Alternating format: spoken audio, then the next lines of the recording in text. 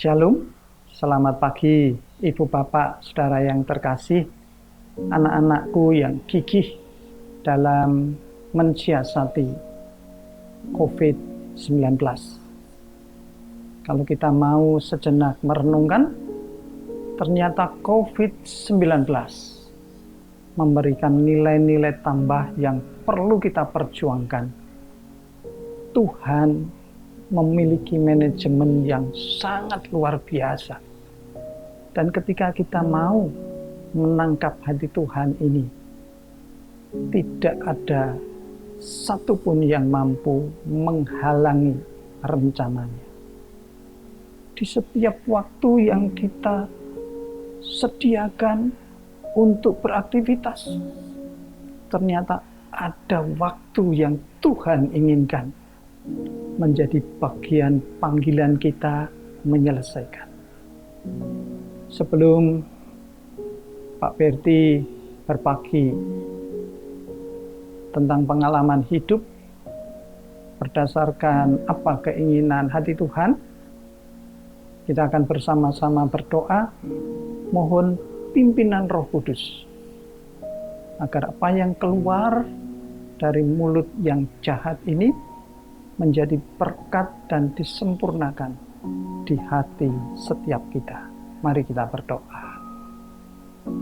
Bapa di surga, kami bersyukur di dalam nama Tuhan Yesus, penyertaan-Mu yang sempurna boleh kami rasakan, dan kami boleh mengekspresikan rasa syukur ini bersama-sama dengan orang-orang yang ada di dekat kami, yang Engkau tentukan untuk bersentuhan dengan setiap kami, saling membangun, saling menerima, dan saling berpengharapan besar.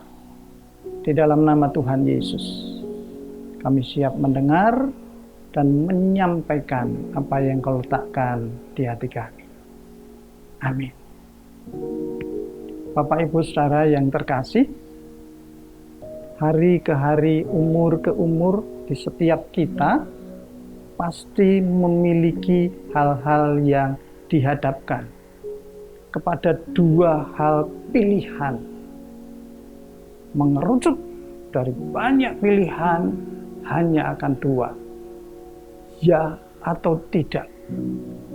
Bersyukur, mengekspresikan rasa syukur kepada Sang Pencipta, atau mengekspresikan kemampuan kita, pencapaian kita kepada hal-hal yang menyenangkan hati kita.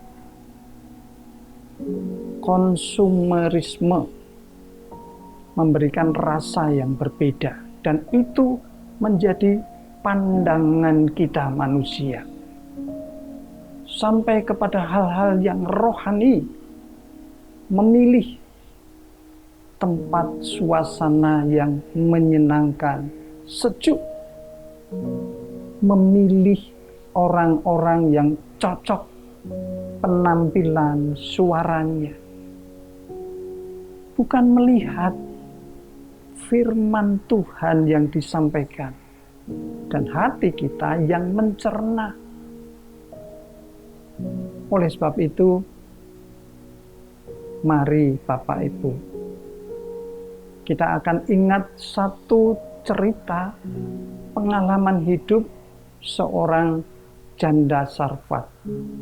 Masih ingat Bapak Ibu kisah janda Sarfat yang ada di kitab 1 Raja-Raja 7 ayatnya yang ke-7 sampai 16. Janda Sarfat ini di dalam keterbatasannya, kekurangannya, kiranya Tuhan berkenan hadir di dalam kehidupannya. Hambanya hadir di tengah kemelaratannya. Ketika dia diminta untuk menyediakan minum, dia bergegas. Di dalam bergegas, belum mengambilkan. Hamba Tuhan yang ada di hadapannya minta lagi. Sediakanlah aku roti kecil. Janda ini di dalam pemikirannya, kenyataannya hanya memiliki segenggam tepung dan sedikit minyak. Ketika kita akan baca lengkap, di sana endingnya luar biasa. Di tengah keterbatasannya, di tengah ketidakmampuannya, dia mampu mengutamakan orang yang ia percayai adalah hamba Tuhan. Roh Kudus tentu berkarya bagi dia dan bagi kita semua. Tetapi dampak dari karya Roh Kudus menjadi pilihan kita. Mau mengikuti dampak yang baik atau ego kita. Janda Sarfat memilih melakukan yang Tuhan kehendaki. Memberikan tepung, minyak menjadi sebuah adonan dan roti kecil. Setelah itu dia berpengharapan, Bapak Ibu. Menyatakan, ketika roti ini aku berikan kepadamu, maka aku dan anak-anakku setelah makan itu, kami akan mati. Luar biasa, Bapak Ibu. Dia membayangkan tentang kehidupan real. Ketika tidak ada makanan, tidak ada minuman, dalam waktu dekat mati. Tetapi itu dilakukan oleh janda Sarfat dalam rangka taat, melakukan apa yang hamba Tuhan minta, hamba Tuhan sampaikan. Dan ketika kita mau membaca lebih komplit, dampaknya luar biasa. Tepung yang dia miliki tidak pernah habis. Minyak yang ia miliki ketika ditumpahkan di tempat yang harus disediakan, tidak pernah berhenti alirannya. Sampai ketersediaan alat, ketersediaan tempat yang kita sediakan habis. Baru minyak yang mengalir itu berhenti. Ada pilihan dan ada dampak yang menjadi bagian kita.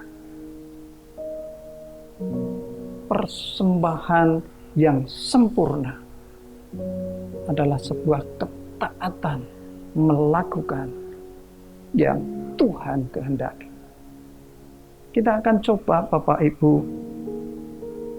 melihat gambaran yang lain tentang adanya sebuah korban bakaran, korban persembahan yang sempurna. Kita akan membaca dari Yesaya 11, Yesaya Fatsal 11. Kita akan baca mulai ayat 6 dan ayat 7.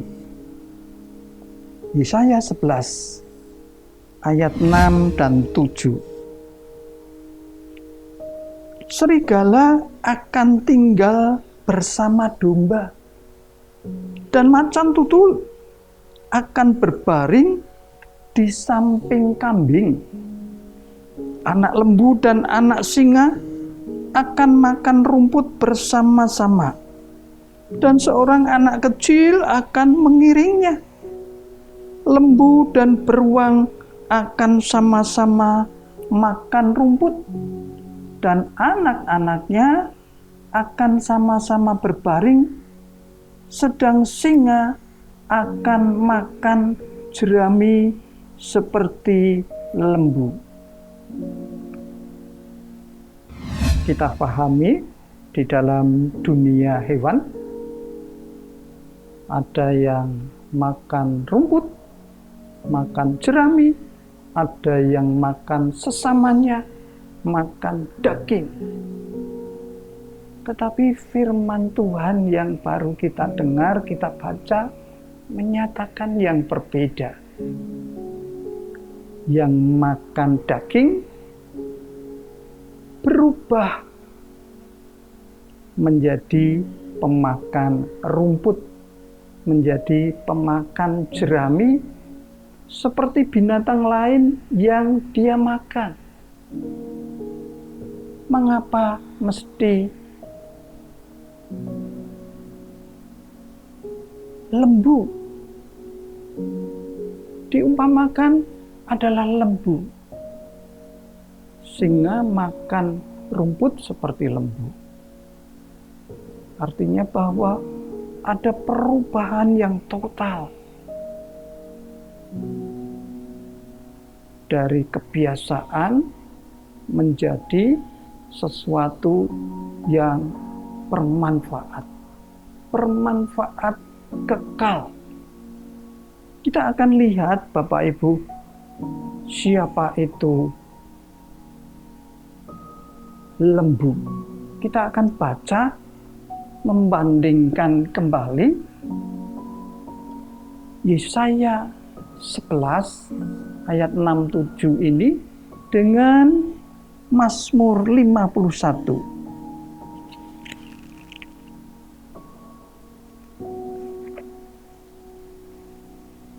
Apa yang akan disampaikan tentang lembu oleh Mazmur 51 ayatnya yang ke-19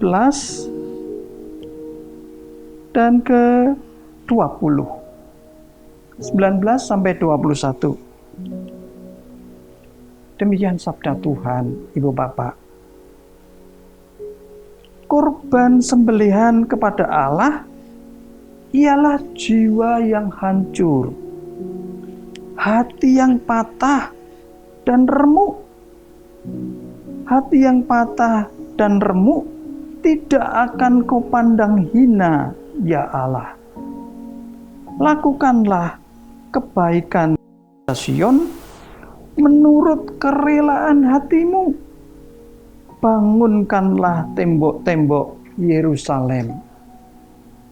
Maka engkau akan berkenan kepada korban yang benar, korban bakaran dan korban yang terbakar seluruhnya. Maka orang akan mengorbankan lembu jantan di atas mezbahmu. Luar biasa Bapak Ibu firman Tuhan pagi hari ini. Mari kita belajar menyelesaikan panggilan kita yang digambarkan oleh pemazmur seperti lembu. Lembu, kotorannya saja Bapak Ibu, yang menurut kita bau kotor, ternyata dia bermanfaat.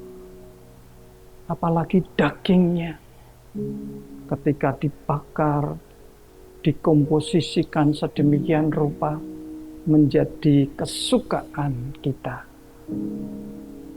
Artinya apa Bapak Ibu? Bahwa lembu dipersembahkan semuanya. Tidak hanya kulitnya, dagingnya, seluruh yang ada di dalam perutnya, semuanya bermanfaat. Itulah gambaran kehidupan manusia. Bagaimana lembu dinaikkan ke atas mimbar, ke atas mezbah, di tempat persembahan. Demikian juga kehidupan kita Bapak Ibu. Tubuh kita yang dibangun dari waktu ke waktu. Waktu kita dari pagi sampai pagi kembali. Mari coba kita merenung sejenak. Mari coba kita sela sebentar, merenungkan di dalam kehidupan kita. Seberapa waktu yang kita pakai bagi kemuliaan nama Tuhan, mengekspresikannya bagi Tuhan. Seberapa tubuh kita, keringat yang kita keluarkan, kekuatan yang kita keluarkan bagi kemuliaan nama Tuhan. Seberapa kekayaan yang kita terima dari Allah adanya itu yang sudah kita ekspresikan. Ataukah sebaliknya, tidak ada waktu karena aku punya tujuan yang lebih. Tidak ada persembahan, tidak ada tenaga, karena aku berfokus kepada sesuatu yang mengangkatku di dunia ini lebih tinggi. Pilihan ada di Bapak, Ibu, dan saya. Semuanya diberikan keleluasaan Tuhan untuk mengekspresikan cinta kasih-Nya yang meluap kepada kita. Bapak Ibu yang terkasih, pilihan ada di hati kita, di sikap hidup kita, dan semuanya memiliki dampak yang dahsyat bagi dunia ini dan bagi surga. Pilihan ada di tangan kita. Mau memilih A atau memilih B. Mau memilih ini atau memilih itu. Untuk memberikan peneguhan. Kita akan kembali membaca satu ayat yang memberkati kehidupan saya. Mari kita akan lihat Bapak Ibu. Kejadian 45.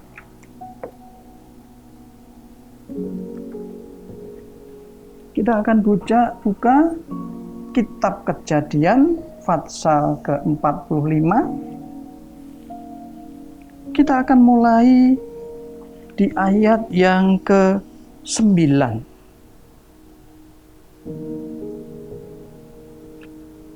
Demikian sabda Tuhan kita dengar. Kejadian 45 ayat yang ke-9, kita akan baca sampai ayat yang ke-11.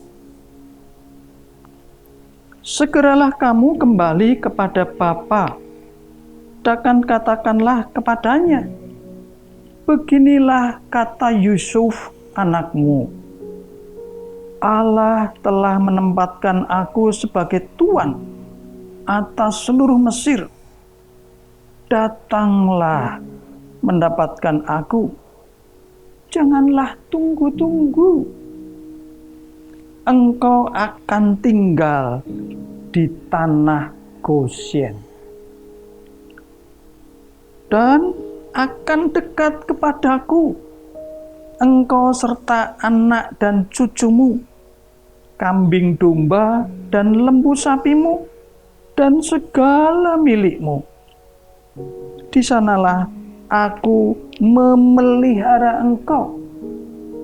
Sebab kelaparan ini masih ada 5 tahun lagi, supaya engkau jangan jatuh miskin bersama seisi rumahmu dan semua orang yang ikut serta dengan engkau.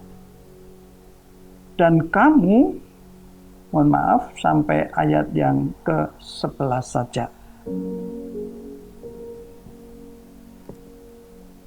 Bapak Ibu Saudara, Yusuf memberikan tawaran kepada saudara-saudaranya. Akan ditempatkan di sebuah daerah yang namanya Gosyen. Dengan jaminan sebagai pemimpin bangsa, pemimpin negara yang berkuasa saat itu, memberi tawaran untuk tinggal. Bersegeralah, maka engkau dan semua ternakmu, keluargamu tidak menjadi miskin. Siapa yang tidak membanggakan memiliki saudara pemimpin yang seperti itu? Itulah gambaran cinta kasih Yesus, manusia sejati dan Allah sejati itu, yang juga menawarkan hal yang sama, rohani dan duniawi, dipersiapkan bagi kita. Tinggal pilihannya ada di dalam kita. Mau melangkah, bekerja bersama, bagi, untuk, dan oleh Tuhan, atau bekerja, berkarya, menghasilkan sesuatu bagi diri kita sendiri. Ada pilihan, masing-masing berdampak kekal. Bisa jadi ketika kita berupaya di dunia ini dan mengharapkan keberhasilan dunia, kita peroleh. Tetapi hari berikutnya setelah mati, tidak ada pengharapan untuk menerima Goshen yang Tuhan sediakan. Surga milik Tuhan yang disediakan. Tetapi ketika kita mau duduk diam di bawah kaki Yesus, seperti Maria, bahkan kemuliaan dirinya, kebanggaan manusia adalah rambut, dia persembahkan membasuh kaki Yesus. Mari Bapak Ibu, hari ini bukan hari yang terlambat untuk melangkah menuju Goshen yang Tuhan sediakan, kerajaan surga. Di bumi sudah ada kerajaan surga, Bapak Ibu. Ketika kita berkarya, bekerja dengan serius, orang lain senang. Kekayaan bukan karena gaji kita, Bapak Ibu. Kekayaan diberikan oleh Tuhan ketika kita tidur, bukan karena jerih payah kita. Jerih payah kita menyelesaikan tugas adalah bagi Dia yang bekerja Tuhan. Kita hanya melakukan apa yang ada di depan kita dan menjadi sikap hidup kita. Tuhan yang menyediakan semuanya, mengerjakannya, memenangkan kita, bahkan meletakkan damai sejahtera itu di dalam kepenuhan hidup kita.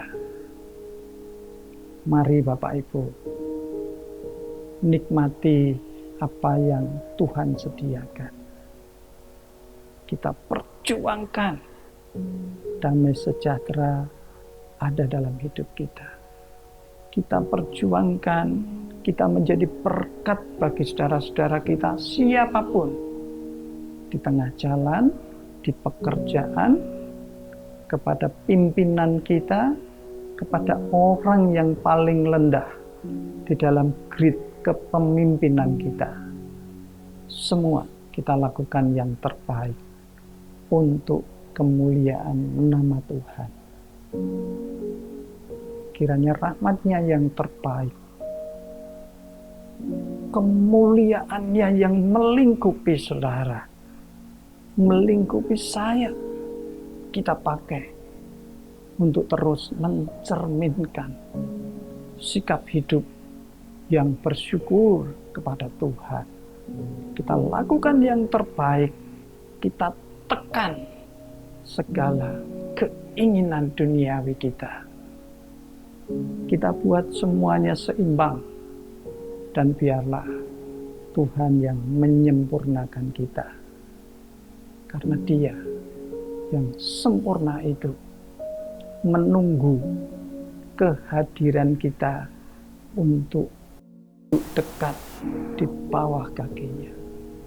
Penundukan diri memberikan dampak surgawi yang dahsyat. Kiranya Allah yang baik menyempurnakan semuanya. Demi nama Tuhan Yesus, berkat Allah yang terbaik ada di dalam kehidupan Bapak, Ibu, Saudara, anak-anak, sehingga menjadi kepala bukan ekor. Itu janji Tuhan. Dan firman Tuhan tidak akan pernah kembali, akan nyata di dalam kehidupan kita. Amin. Mari kita bersyukur. Bapa kami yang di sorga, kami bersyukur kami boleh berbagi tentang pengalaman hidup walaupun berbeban berat, tetapi itu salib setiap kami yang harus kami jalani dengan sukacita. Kami harus menekan kemarahan, kecongkaan, ego, keinginan kami dengan menyelaraskan apa yang Tuhan kehendaki. Dan percaya firman-Mu ya dan amin. Dan biarlah Engkau Allah yang sempurna itu menyempurnakan kami. Apa yang kami dengar boleh bertumbuh dan roh iman Engkau besarkan di setiap kami, sehingga kami akan berani mengatakan tidak bagi hal-hal yang merugikan orang lain. Kami akan mengatakan tidak kalau itu menyulitkan orang lain. Kami akan mengatakan ya dan melakukan yang terbaik bagi orang lain. Mendorong mereka maju, mendorong mereka untuk naik, mendorong mereka untuk berbahagia. Karena itulah panggilan kami. Lembu-lembu yang siap untuk dikorbankan, naik ke mezbah bagi kemuliaan dan hormat nama Tuhan. Demi nama Tuhan Yesus kami berdoa. Amin.